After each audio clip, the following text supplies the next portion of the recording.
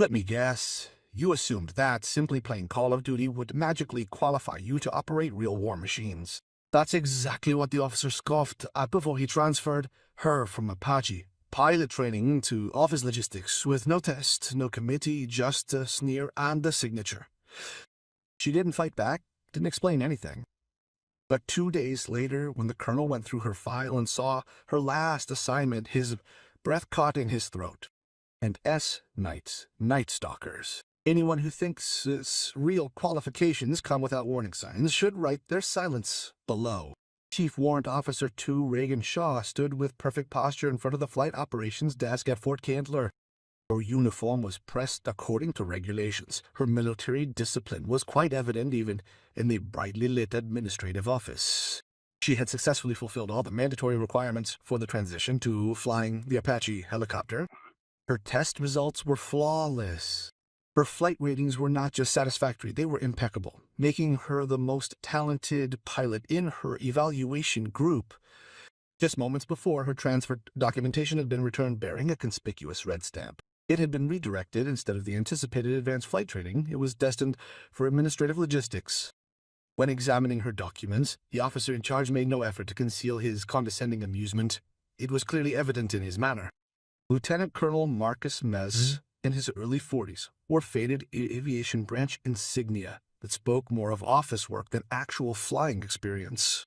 He had earned his silver wings decades earlier in peacetime when qualification standards were different and combat experience was not a prerequisite for promotion.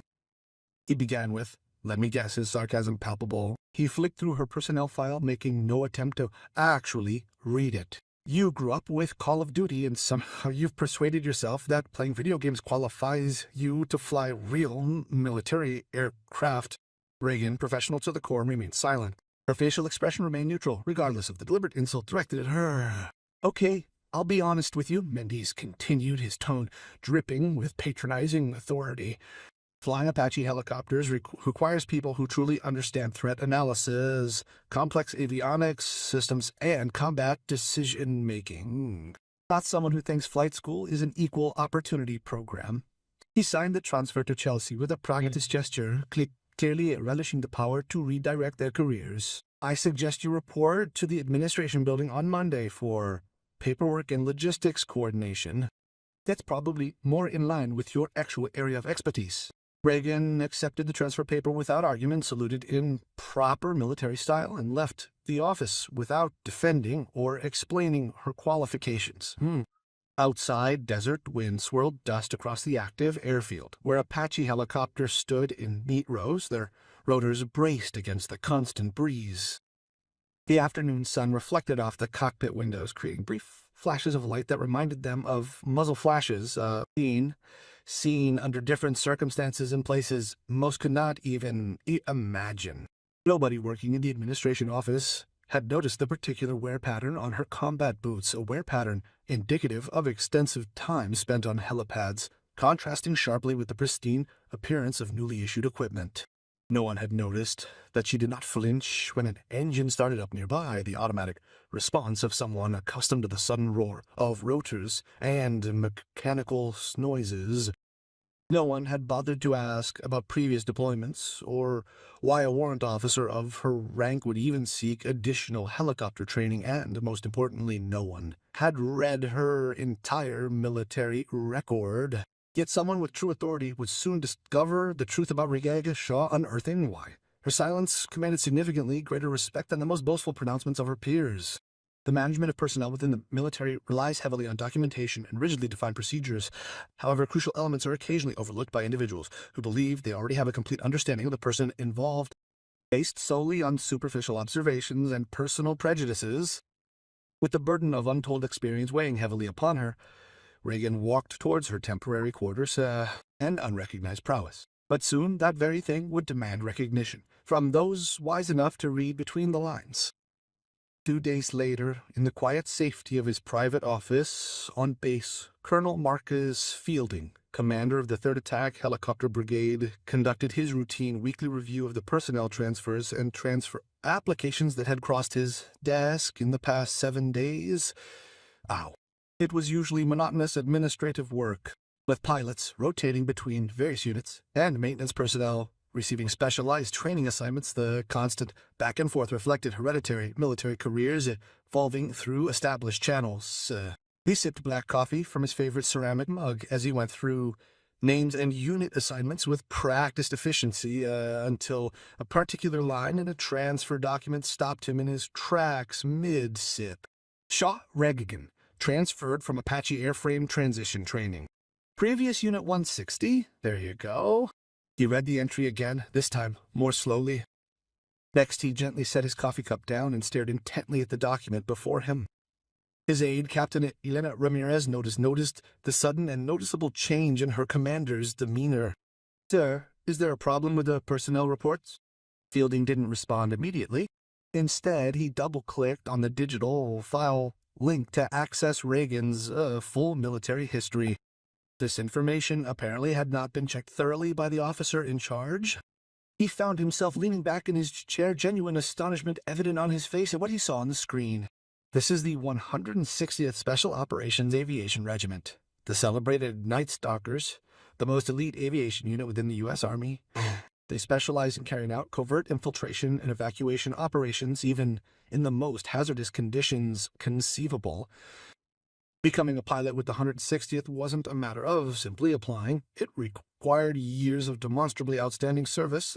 Selected individuals then faced an incredibly demanding gauntlet of rigorous training and the most sophisticated psychological evaluation procedures within the framework of military aviation. Amongst this group, there were no tourists or people flying just for fun.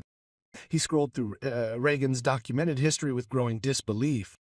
Warrant Officer Reagan Shaw, 620 combat flight hours in hostile airspace over multiple missions. Conducted 2 emergency evacuation missions under direct enemy fire.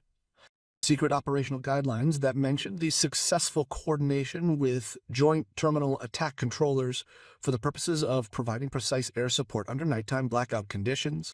His military accolades encompassed a range of prestigious awards. Among them were the Air Medal, which included the Valor Device for demonstrating exceptional heroism and skill in air operations, the Joint Service Commendation Medal for outstanding performance during combat, and a Level 1 flight safety certification, the pinnacle of achievement for military pilots. Standing up from the desk, Colonel Fielding paused a moment, struggling to come to terms with the implications of his remarkable finding. "Captain Ramirez, can you identify the processing officer who was in charge of forwarding this specific transfer package to the next level of review?" "According to the signature, sir, that would be Lieutenant Colonel Menz from the Flight Operations Desk." Fielding glanced over the transfer document once more, his attention drawn to the seemingly indifferent manner in which an individual, someone whose qualifications demonstrably exceeded those of the majority of pilots currently serving within his brigade, was being reassigned. As Chief Shaw already assumed her new logistics position, "I believe she is supposed to. I'll start with administrative duties on Monday, sir," he said, reaching for the secure phone, already formulating in his mind how he would address this major systemic failure in HR. "Bring me Chief Shaw and Captain immediately. We must treat this communication with the utmost discretion. I suspect we are dealing with someone whose true abilities have been significantly underrated." He hung up and returned to Ragon's service record, noting more details that painted a picture of an exceptional pilot, an individual who had proven their qualifications through the rigors of real combat, not simply through peacetime training exercises. The 160th did not accept pilots who could not perform under pressure. Personnel failing to meet the rigorous standards of military aviation were not retained, and, without question, no personnel were recommended for further training unless they had clearly demonstrated both a high level of competence and unwavering dedication to duty. If you've ever seen a resume that became a weapon after being completely ignored, share that story with someone who was too quick to judge. In the polished hallway before Colonel Fielding's office, Rigigan stood with a posture that perfectly reflected her military training, mentally preparing herself for the potential administrative complications that might have caused this unexpected summons. She had not been called into a superior's office under such circumstances since her final briefing in Afghanistan, back when the operational tempo was measured in hours instead of days, and every conversation carried the weight of life or death decisions. The heavy wooden door opened, and Captain Ramirez gestured professionally. "Ma'am, Colonel Fielding awaits you now." Inside the large, airy office, adorned with numerous unit photos and a profusion of military decorations reflecting decades of active service, Fielding made a conscious decision to forego sitting at his impressive desk. Instead, he gestured to a comfortable chair while remaining standing, a gesture of respect that immediately caught Reagan's attention. "Chief Shaw, I have just completed a comprehensive review of your previous unit assignment and service record." She nodded curtly and precisely. "Yes, sir. I need to understand why you have not provided any clarification or additional information. When Lieutenant Colonel Mendez transferred you from flight training to administrative duties, I was not specifically asked for comment, sir. The case officer made his decision based on the information he chose to review." Fielding scrutinized her carefully, observing the calm professionalism which suggested someone accustomed to maintaining composure under considerably more difficult circumstances than the usual internal office politics. "According to your documentation, you have accumulated significant flight hours with the 160th Special Operations Aviation Regiment." "Were these actual combat missions or training flights?" "Operational missions, sir." "Real missions with active mission parameters?" "Yes, sir." "Then could you help me understand why someone with such impressive documented experience and qualifications was even admitted to the basic Apache transition training program? In comparison to most of the pilots under my command, you've already taken on missions of a far greater risk than they'll ever face during their entire careers." Reagan hesitated before replying, thoughtfully considering her words. "As the point wasn't to prove that I had the skills to fly Apache helicopters, sir. It was about proving that I still wanted to." Fielding nodded slowly as he realized the deeper meaning behind her words. Many combat veterans face difficulties adjusting to the return to routine military duties following extensive periods of deployment and demanding special operations. The officer responsible for diverting her transfer documents based his decision upon incomplete information and what might be considered unsubstantiated personal opinions. "It's nothing unusual, sir," he explained. Calmly stepping closer to his desk, he produced a freshly typed transfer document already completed and ready for signing. "You will not be assigned to the Administrative Logistics Service, Chief Shaw." She examined the initial evidence of actual interest, which she had shown throughout the length of the conversation. "Effective immediately, you will be assigned to Delta Company, 1st Battalion Apache Attack Helicopter Unit. We've completed all necessary steps. The paperwork is processed and approved as needed." "Understood, sir." "Before you depart, could you let us know if there are any other aspects of your background or your personal preferences that could potentially impact your new role?" Reagan's face remained completely neutral, but a subtle shift in her posture, a almost imperceptible tightening of her shoulders, indicated that she was accessing memories from her time serving in the Special Forces. "Except that, sir, I find I work most effectively during night operations." Colonel Fielding offered a brief, almost imperceptible smile of acknowledgement. He picked up on the understated implication regarding her previous experience with the Night Stalkers. Given his own service with the 160th, such an implication wasn't entirely unexpected. "Chief Shaw." As Reagan prepared to leave, Fielding made a final, almost offhand comment. "Just so you know, Chief," he began, his tone carefully neutral, "I've reviewed the service records of every single pilot in this brigade. Their combat experience and flight qualifications far exceed those of officers several ranks above them, and—" He paused, allowing the implications to sink in. "Lieutenant Colonel Mendez, in speaking without authorization, made a significant error in judgment, sir." He continued, his voice dropping slightly to a more private level. "Granted, his mistake, however unfortunate, has nonetheless provided me with invaluable information regarding the critical importance of decision-makers possessing complete and accurate information prior to making personnel decisions with significant impact on operational readiness." Fielding's words, delivered with remarkable diplomatic finesse, effectively described institutional bias without resorting to a formal complaint. "Dismissed, Chief Shaw. Welcome to Delta Company." Within a week of her transfer, Reagan was back in her familiar environment, comfortable and secure once more. First, in flight simulators for refresher training. Then came cold starts and pre-flight checks. Following that, they'd need to undergo a thorough and comprehensive flight certification assessment to officially qualify them for Apache deployments with the brigade. When they first met, her assigned crew chief, a 22-year-old maintenance specialist named Rodriguez, who possessed more attitude than actual maintenance experience, raised one eyebrow skeptically. "Ring," he whispered. "Ma'am, with utmost respect, are you confident you're here not because of a diversity quota?"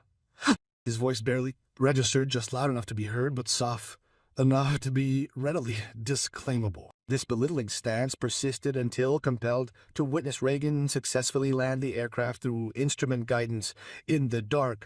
There was no radar assistance, just the strong crosswind, the sort that would challenge even the most seasoned pilots, those with double the experience she possessed. She placed the aircraft precisely within the designated touchdown area, exhibiting no signs of stress or indecision. It was as if adverse weather was simply an unexpected operational aspect, not an unforeseen emergency situation. Reagan's impressive abilities rapidly circulated among the Ford-Kindler aviation community, earning her considerable respect and admiration. Even pilots who had previously harbored doubts about her qualifications now started volunteering for training flights with her, hoping to glean valuable insights from her extensive years of experience they couldn't get anywhere else. She exhibited a remarkably intuitive grasp of the complex mechanical systems within the helicopters, a skill the maintenance staff attributed solely to her extensive experience in real-world operational scenarios under the most demanding and challenging conditions. In order to address the situation, Lieutenant Colonel Menz, the officer who had initially dismissed her from flight training, underwent a thorough and formal administrative review. There's nothing dramatic or career-threatening here. It's simply a quiet internal reevaluation of his methods for making decisions and assessing personnel qualifications. There was no mention whatsoever by Regagan of her time with the Night Stalkers, nor any acknowledgement of her work within the Special Operations Unit. But military personnel, specifically those who had served with the 160th, recognized her immediately. Their identification was based on subtle cues, actions that would be completely unnoticed by civilians. These included her highly developed tactical awareness, her almost unconscious habit of assessing escape routes and defensive positions, and the unflappable competence that is only cultivated in operational environments where the consequences of error are fatal. The squadron bulletin board one morning unexpectedly displayed a note, handwritten. There's no signature, but it's obvious that the author has insight into her real past. Don't ask where she came from. Try to follow where she's going instead. As dusk fell after a flawless night training mission, Colonel Fielding encountered Regagan on the tarmac, diligently checking the equipment to ensure it was ready for its next use. Chief Shaw, your impact on the unit has been quite significant. I just followed the standard operating procedures, sir. Yes, precisely. And it appears that these standards significantly exceed what most people anticipated. Having secured the last maintenance panel, Reagan turned to address her commander. The permission granted for a comment. In aviation, the most perilous assumption is belief. You possess a comprehensive understanding of someone when that belief is rooted in incomplete information. That assumption has killed more pilots than enemy fire. Fielding nodded in approval of the insight. I suspect Lieutenant Colonel Mendez learned that lesson recently. Learning is valuable to everyone, sir, even when it's uncomfortable. As Regan walked toward the maintenance hangar to finalize her post-flight documentation, Fielding contemplated how close his brigade had been to losing an exceptional pilot because of administrative bias and institutional assumptions. In some instances, those individuals with the greatest qualifications are also the most reserved in discussing them. They prefer to let their performance speak for itself, not their personnel records. For more stories where silence speaks louder than words and true professionals shine through their actions, subscribe.